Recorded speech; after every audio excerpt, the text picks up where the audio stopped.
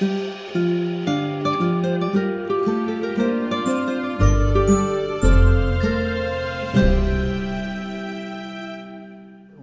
advantageous about being in Philadelphia is the fact that we can do work that we couldn't do in New York. When you look at the whole list of productions we've done, everything that you do in theater in New York, you have to multiply it by 5 at least. So you mean your larger productions and the ones with music and multimedia would be really prohibitive? How do you resist the pressure? Well, I almost gave into it at one point. I really wanted very much to be a New York director. But then it happened, and I realized that actually to have a home and to be able to be in charge and to be able to choose the plays I want to direct, because for me directing a play is really deciding about how I'm going to live my next 6 months. I just feel that to have a home base is just something that is to be treasured. You know, there's the fact that I can choose what I want to direct.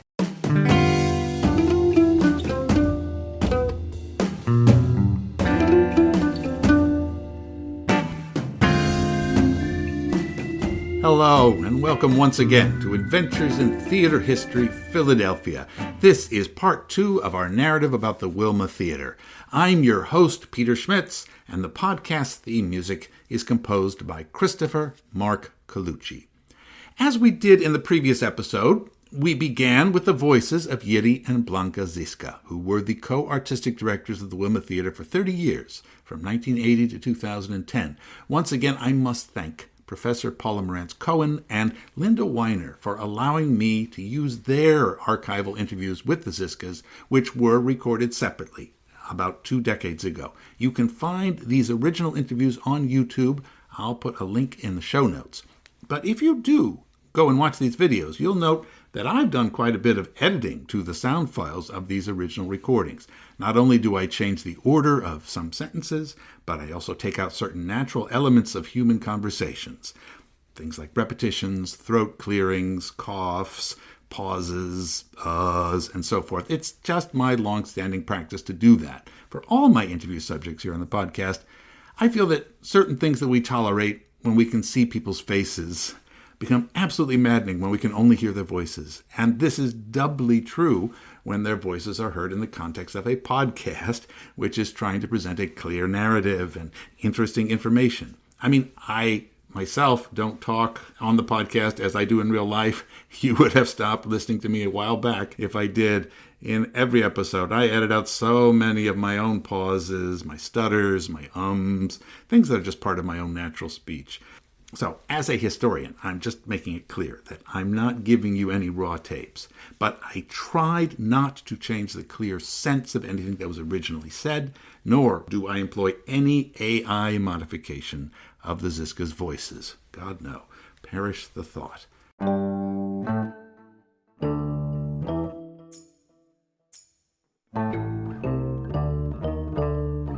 All right, so let's pick up the story of the Wilma Theater as we move into the 1990s. Looking at the list of all the plays presented during this period, what's impressive is how amazingly consistent it was in its overall structure. 4 shows a season, almost always with 2 directed by Jiri and then 2 by Blanka, but in tandem. But at the same time, how wide-ranging their interests were. Everything from adaptations of Dickens to ancient Greek plays to Irish plays to new American plays. Like almost every other American company, they're expected to come up with new plays each year. They don't repeat themselves. They don't form a repertory. So how do they keep it fresh? How do they keep it exciting for their audiences and for themselves? Let's hear what Jiri and Blanka said when they were both asked about their choice of plays to work on. Well, that's pretty complicated. I know, it's a large question. We have an incredible, I think, sort of flexibility and variety programming in choosing of the plays. Let's look at Blanka's work. For example, she did a couple of years ago a play called Yellow Man by Dale Orlando Smith. So there is a play written by an African-American writer about 2 African-American characters. Mm-hmm. And then she did a musical, Threepenny Opera, by Bertolt Brecht. So that's, the spectrum is pretty wide. And my work as well, I go from Martin McDonagh, an Irish playwright, to Stephen Sondheim, to Tom Stoppard. So it's not really conscious that we don't try to second guess the audience. We don't say now we have to do something popular and then we'll do something complicated.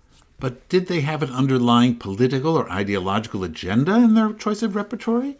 Well, not really. Not at all, in fact. Remember, they had started out in communist-era Czechoslovakia, and like other artists I've met who had grown up in similar countries where there was a heavy political censorship everywhere, the Zizkas were very leery of anything that emphasized ideology. I do not want theater to represent an ideology. I'm not into that. I really love theater as kind of giving a space to different characters coming from different backgrounds and creating drama on stage. I don't want to go into theater and say, this is my point of view, and this is what I think, and therefore listen to me because I think this is important. I think we can do it other ways. We can become activists, you know. I don't think that you really change things on stage. You don't have that impact, I don't think. I do want to have an impact on single individuals, but I don't think I will have an impact on a crowd of people.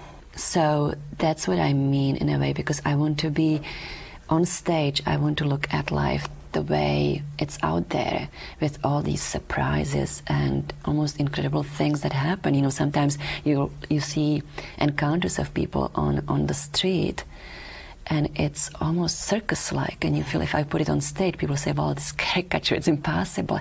But that is kind of what interests me more than having a unified vision of what we should do in order to make the world a better place. I think we can do it differently. We can do it in different places. Having said all that, however, I know that right at the beginning of the decade, things were a little different. The Zizkas weren't always directing the shows that were being offered as part of the Wilma season. In September 1990, for example, the harrowing Holocaust play The Puppet Master of Łódź by Gilles Segal was helmed by Paul Berman, with puppetry created by Robert Smythe. Robert Furman directed the Latin comedy entitled Santiago, and in the fall of 1991, the Wilma co-produced an ambitious version of Kabuki Achilles that the People's Light and Theater Company was staging in the Great Hall of the University Arts, supervised by the director Shozo Sato. But the Wilma also presented Jiri's production of Joe Orton's farce Loot, whose cast included, I'm happy to note, one of my classmates from the NYU grad program, Richard Topol. And also notable was Blanka's direction of the great Charles Ludlam Company actress Lola Pashalinsky as the First Lady in the play called The President. In December of 1992, she also directed a very different play about a different kind of First Lady, Ladies' Day at Emerson's Bar and Grill by Lainey Robertson. Funding support remained strong for the Wilma, and the audiences kept coming to the theater on Sansom Street, absolutely. But I can see that just during those early years of the 90s, local Philly critics were not quite as consistently laudatory of the Zizkas' work as they had been in the past. Now, perhaps that was sort of normal. Theater critics back then liked to throw a few brickbats every now and then, just to prove that they could. But I also think that perhaps something else was maybe going on. Anyway, let's put a pin in that thought, and we'll come back to it. April 4th. 1993. Blanka Zizka was sitting in the former First Philadelphia Bank branch at 15th and Chestnut Streets. Built in 1927, this grandly conceived Beaux Arts marble palace of capitalism was like a ready-to-order ancient Greek building. With 30-foot ceilings, massive Grecian columns, and nearly as big as the Wilma Theater's entire Sansom Street Theater building, it was the perfect place for her production of Oedipus the King. Her production of Sophocles' tragedy marked a convergence of personal and institutional ambitions, similar to the way that Kabuki Achilles had been installed at the Grand Hall of University of the Arts. Blanka wanted to test herself as a director by creating a theatrical event of high visibility, so the Wilma's technicians installed a platform stage at one side of the room and raised audience seating for 275 people at the other.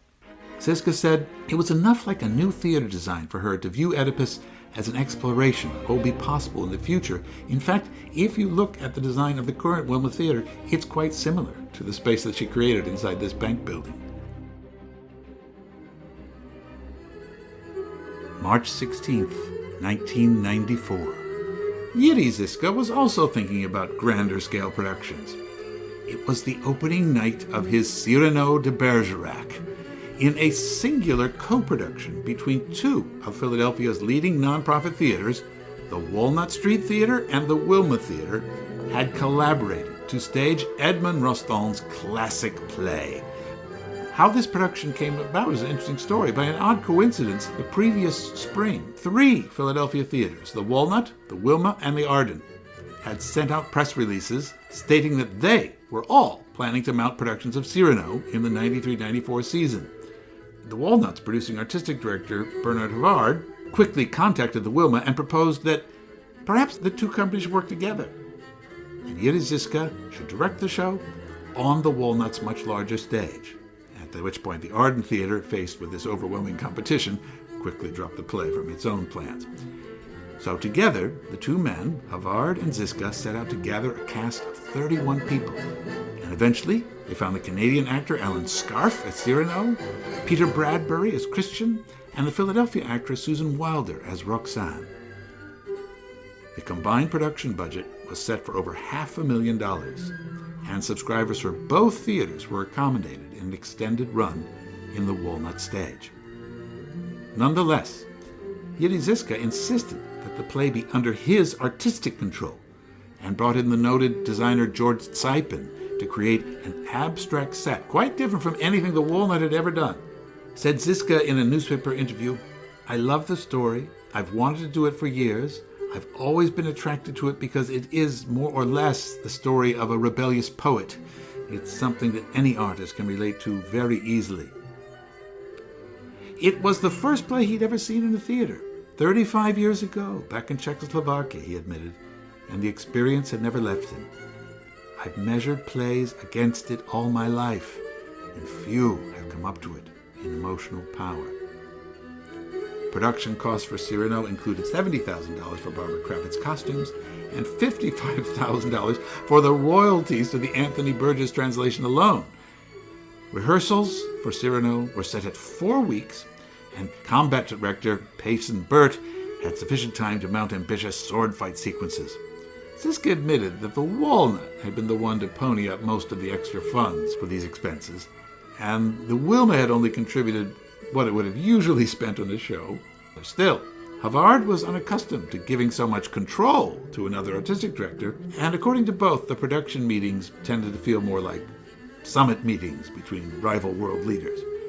After the gala opening, reviews in the local papers of Cyrano were immediately positive. Clifford Ridley in the Inquirer called Scarfe's performance virtuosic and a triumph. The show, quote, ranks as the biggest, boldest production of a play Philadelphia has seen in recent years.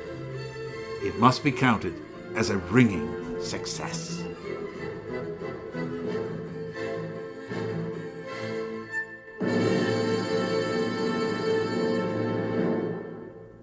This might be a good opportunity to step back a bit and put what's going on at the Wilma Theater in a wider perspective.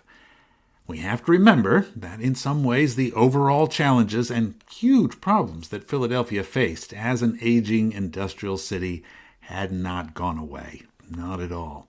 In fact, during the last decade, it had lost 9.8% of its overall population.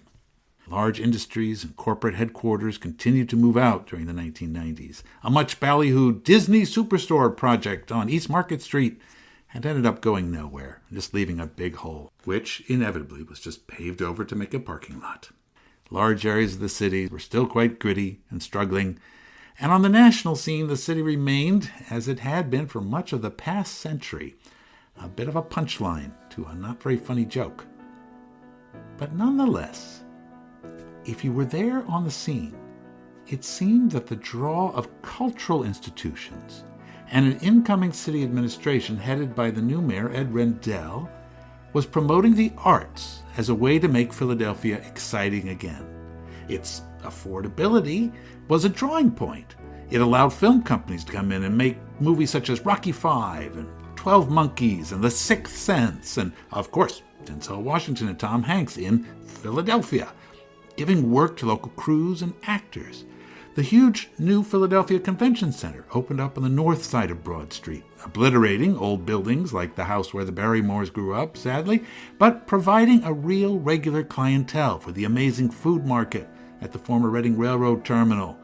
Philadelphia was actually becoming, in the 1990s, a bit of a food city, spurred by new restaurants, headed by Stephen Starr and George Perrier. And the old guard Philly institutions, like the Philadelphia Art Museum, began to shine again.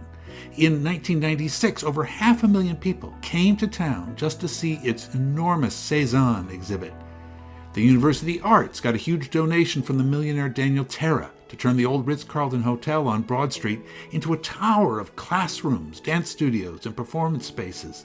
The Philadelphia Orchestra announced plans to move to the new, huge Raphael Vignoli-designed Kimmel Center, a soaring space inspired by London's Crystal Palace, which would be ready in 2001. And for the first time in decades, young people were moving in numbers back into the center city of Philadelphia to live, work, and enjoy themselves. The Avenue of the Arts was no longer just something notional. It was happening. We've mentioned several times that in the mid to late 90s, it was a bit of a golden time for Philly theater. Despite the sad loss of the Philadelphia Drama Guild in early 1995 and the Philadelphia Festival for New Plays going dark a little bit later, this was the time when the Walnut Street Theater was building the largest subscription audience in the country, Philadelphia Theater Company was premiering McNally's Masterclass, the Music Theater Festival was shepherding projects of all sorts of prominent world composers, the Arden Theater was just moving to its brand new space in Old City, and the new Lantern Theater Company was moving into the Arden's former space behind St. Stephen's Church. Other theater companies that we've hardly had time to mention yet on the podcast, like Interact Theater, the Red Hill Theater, the Iron Age Theater, the Potlatch Theater, the Pig Iron Theater, the Big Mess Orchestra, the Venture Theater, 1812 Productions, the Philadelphia Fringe Festival, and so many others were either just getting started or hitting their stride. In 1994, the Arts Bank Theater was opened up at the corner of South and Broad Street to give so many companies like the Freedom Theater a place to perform while their own spaces were being improved elsewhere. In 1995, the Barrymore Awards were organized, giving Philadelphia its first local prestige public relations event to match those of Chicago and Boston and Washington, D.C. And at the first Barrymore ceremony, in October of 1995, held at the Zellerbach Theater in West Philadelphia and hosted by New York actress Blythe Danner and local Philly favorite, the great Tom McCarthy, Zoe Caldwell, as expected, won the Best Actress Award for portraying Maria Callas in Masterclass. And, of course, she gave a marvelous acceptance speech, but by many accounts, it was Blanka Zizka who most electrified the audience at the Zellerbach that night, when she accepted the award for Best Direction of a Play. When she got to the podium, she stood quietly for a moment, and then slowly intoning the Barrymore Awards. The Wilma Theater's artistic and producing director solemnly announced that she had been skeptical at first, but then, in what one reporter called her tangily accented English, she said, "A playlet by Blanka Zizka." Launching into an interior monologue, Zizka proceeded to portray her initial skepticism about the awards, and then, as her ego began to increasingly assert itself like a roaring lion, she proudly accepted the career-validating honor. Now, what exactly had Blanka just done to win this award, which allowed her to upstage the great Zoe Caldwell? Well, let's find out. February 28th, 1995, Jim Cartwright's play Road, staged by Blanka Zizka, had its opening at the Wilma Theater on Sansom Street. The production was immediately lauded by local critics. This is a flat-out production, nobody's holding back, and it generates excitement in the theater that makes it a must-see, wrote the independent weekly City Paper. Road, for those who know it, is a kaleidoscopic portrait of a one night in a single street in a small town in Lancashire in northern England. One's guide for the evening is a filthy, loud-mouthed, and unfailingly genial down-and-outer aptly named Scullery, which had been given an unforgettable performance by Pierce Bunting, who was given to lining out snatches of musical comedy as he introduces the neighborhood's residents who glide on and off stage through 3 sliding doors in Jerry Rojo's cycloramic set. Now, as written, the play was meant to be a walk-through experience for an audience where they traveled along a road themselves and visited scenes from the play as they went, but that would not work on the Wilma's small, rather conventional stage, so Zizka had reimagined the piece. Indeed, the whole rehearsal process had been quite innovative. Both Zizka and Bunting had placed themselves in physically dangerous situations to prepare for the play. The director had carefully studied the mannerisms of homeless people in the streets of Philadelphia, and herself had deliberately lain on the pavement of a New York sidewalk for 2 hours. No one, she said, paid any attention to her. The experience reinforced her conviction that, quote, people perform because they must, in order to be noticed. Now, there's also a fascinating coda about that production of Road, and for this, I'm going to quote a passage from the book about the Wilma Theater by our earlier guest, Marcia Ferguson. After it was closed in Philadelphia, Blanka brought the play to the International Theater Festival in Pilsen, the Czech Republic. After a visiting Czech theater critic saw it in Philadelphia and brought it to the attention of the festival, there spectators received the production very differently. In fact, the national mood of celebration in 1995, stemming from their liberation from communist control, deeply influenced the Czech reception of Road, a dark and difficult play.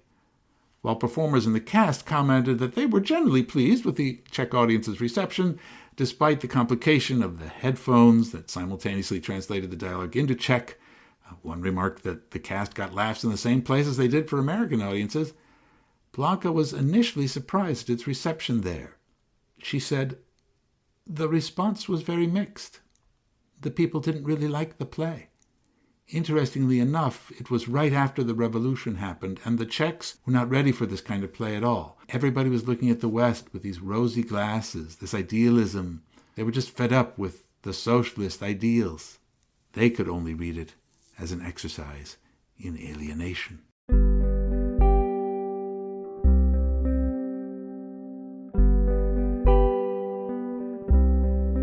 December 29th, 1996. The Wilma Theater was about to open its first season at its new home on the Avenue of the Arts. After 15 years at the 2030 Sansom Street Theater that they had carved out from a former garage, Jiri and Blanka Zizka's company now had a sparkling new home. A large and playfully swooping neon sign rose above the marquee on South Broad Street. Now, ironically, the new Wilma, together with a large lobby space and administrative offices, was tucked underneath another parking garage, an enormous ramp for the Doubletree Hotel next door. The theater's architect, Hugh Hardy, knew that the Wilma needed to have sturdy interior pillars inside to support the weight of the cars above, pillars which flanked the audience area on either side, marching in rows all the way onto the broad stage itself. But otherwise, the new space had been constructed exactly to the Zizka's specifications. Condition we didn't want to abandon intimacy, so that there are no aisles, there are no bad seats, there are no balconies. It's been specifically designed and intended like that, and also the acoustical qualities are excellent. We had another acoustician. As you know, there's a subway under us, so we had to eliminate that. Yeah. But we don't have to mic the actors, they can just speak. It's true, so the sound is wonderful. It has a fly loft, it has a huge stage that's like 60 feet deep, that's a Broadway-sized stage. Actually, the room on stage equals the auditorium, so it's a pretty fantastically designed theater. Ironically, this moment was also the time when Jiri and Blanka shared something with the Philadelphia theater community that up to then they'd kept very close to the chest. It had been a very well-kept secret. We separated in 1990 already, so it was about 6 years before that, and we never talked about it publicly too much because we were really good friends. We remained very good friends, and we also were bringing up our son, and we had a theater, and so I think the first time it kind of became public in an interview somewhere was in 1996, which it didn't become it could not be a news any longer. It was a six. So I think it was mentioned in one of the articles when we were opening the theater, but it was already a 6-year-old news. I must say it was quite a tribute to the couple's dedication to their overall mission, that despite what must have been a very difficult rough patch about 6 years earlier, the Zizkas' overall partnership in art was still going strong, and they had a large, devoted local and even a national following. For their first show in their new space, Jiri had staged a spectacular production of Tom Stoppard's Arcadia, and it was already almost sold out, and the theater company's future in the new space seemed bright. Productions of the musical Avenue X and Doug Wright's new play about the Marquis de Sade, Quills, was scheduled for later in the season. Though getting the new space built had been a drama in itself, already Blanka Zizka could look down from the glass wall of her office, overlooking the crowds milling about in the theater's lobby. In the end, she told the reporter, it was really worth it. All right, we're going to speed up the narrative a bit here. I know there are so many other fascinating productions that could still be discussed. I'll list them quickly. In 1997-98, Blanka directed Michael Feingold's new translation of The Threepenny Opera, featuring the actors Forrest McClendon, Raphael Thompson, and John Seitz. And Jiri staged Tom Stoppard's On the Razzle. In the 98-99 season, there was the musical Bed and Sofa, Martin McDonagh's Cripple of Inishmaan, Tennessee Williams' Orpheus Descending, and George Walker's Love and Anger. I'll leave you with the last season on the podcast today. 1999 to 2000. The innovative Minneapolis troupe Théâtre de la Jeune Lune came to town with their adaptation of The Three Musketeers. But perhaps nothing that season could ever top Blanka's production of their old pal Tom Stoppard's play, The Invention of Love, about the late Victorian poet A.E. Housman. It had its East Coast premiere, as it was billed in Philadelphia in February of 2000. The cast included both local and New York actors, including Martin Rayner, Mark Alhadeff, George Tynan Crowley, Lenny Haas, Benjamin Lloyd, Ian Merrill Peaks, and H. Michael Walls. The sets were by Michael McGarry, the lighting by Russell Champa, costumes by Yanis Stefanowicz, and original music by Adam Wernick. The key to the play, in my opinion, was to find actually kind of a stylistic approach to it, dadaist approach to it, because, Housman was expelled from Oxford. He was not somebody who was in awe of Oxford. And so when you are in kind of some kind of a darker relationship with people who expelled you, you probably will be rather satirical about your memories of Oxford. And that's what I kind of, that was the approach I took with it. I hope you won't mind if I close this entire episode with a passage from my own recent book, Adventures in Theater History, Philadelphia. The Wilma's The Invention of Love was a tour de force production which received high praise from audiences and critics and theater artists around the country, many of whom made the journey to Philadelphia just to see it. The moment Oscar Wilde sailed over the heads of the audience would always be remembered by those who were lucky enough to be there. The production would win 5 Barrymore Awards, including Best Production of a Play for the 1999-2000 Philadelphia theater season. The newest theater on the Avenue of the Arts was well launched.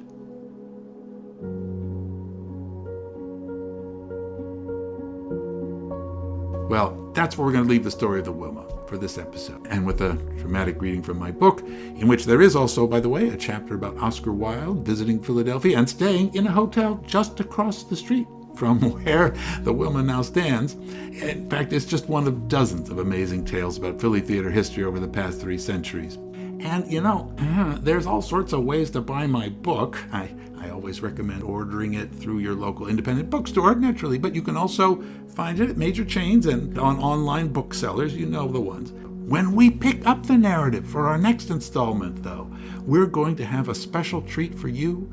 Not only will Blanka Zizka herself be here to talk with us in an exclusive new interview, but joining us in the conversation will be her dear friend and colleague, one of the most beloved figures in the Philadelphia theater world, the Wilma's longtime principal stage manager, Patrice Chatterlini Adams. And as a teaser, let me share just a brief clip from that conversation when Pat described what she wrote into her diary as a young woman when she had just seen the Wilma's production of O'Neill's The Hairy Ape back in 1985. This is the kind of theater I want to work at.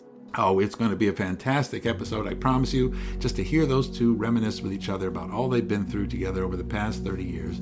Meanwhile, if you've been enjoying this series of episodes, please write to me at aithpodcast@gmail.com. I'd love to hear your comments. Check out the website. You can also contact me there, and you can find a blog post with images about everything we've been describing here and with even more information. And of course, there is our Patreon page where you can support our work here on the podcast. And you, in return, can get bonus episodes not found on the public podcast. The link for that is in the show notes. Our theme music is by Christopher Mark Colucci. Additional music provided by Epidemic Sound.